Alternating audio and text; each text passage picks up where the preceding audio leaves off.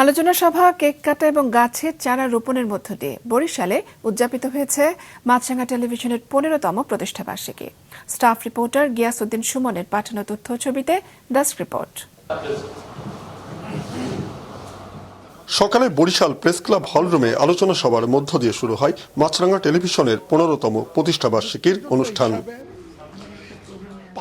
সবাই বক্তব্য দেন বরিশাল সিটি কর্পোরেশনের প্রশাসক অ্যাডভোকেট বিলকিস আক্তার জাহান, শিরিন সহ জেলা প্রশাসনের ঊর্ধ্বতন কর্মকর্তা, শিক্ষক সহ স্থানীয় সাংবাদিক নেতারা।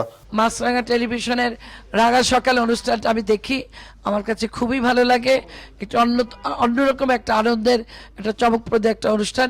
মাছরাঙা টেলিভিশন সবসময় বস্তুনিষ্ঠ সংবাদ প্রকাশ করে এবং বিনোদনধর্মী অনুষ্ঠানও প্রচার করে।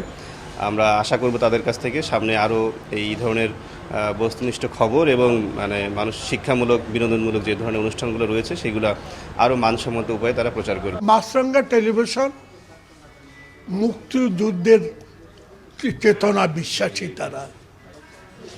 তাদের যে কর্মকাণ্ড মুক্তিযুদ্ধের চেতনা।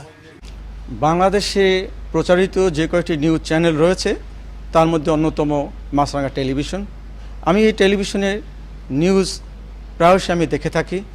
মাছরাঙা টেলিভিশনে সাহসী ও বস্তুনিষ্ঠ সংবাদ এবং বৈচিত্র্যময় নানা অনুষ্ঠানের ভূয়সী প্রশংসা করেন বক্তারা। শুরু থেকে আমরা দেখেছি যে মাছরাঙা টেলিভিশন একটা ধারাবাহিকতা বজায় রেখেছে বস্তুনিষ্ঠ সংবাদ প্রকাশের ক্ষেত্রে। মাছরাঙা টিভির বিভিন্ন অনুষ্ঠান এবং খবর নিয়মিত দেখি এবং তাদের বস্তুনিষ্ঠ সংবাদ আমাদেরকে আনন্দ দেয়। পাশাপাশি আমরা বরিশাল শহরের সহ সারা বাংলাদেশের সংবাদগুলো সঠিকভাবে পাই।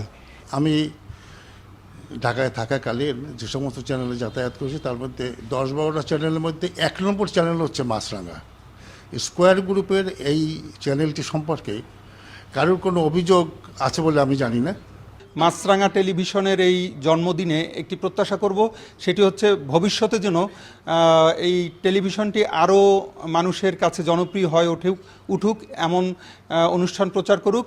অনেক টেলিভিশন কিন্তু ওয়েস্ট বোর্ড মেনটেন করেন না, কিন্তু মাছরাঙা টেলিভিশন একটি মিক্সড টেলিভিশন চ্যানেল হলেও তারা কিন্তু ওয়েস্ট বোর্ড মেনটেন করেন।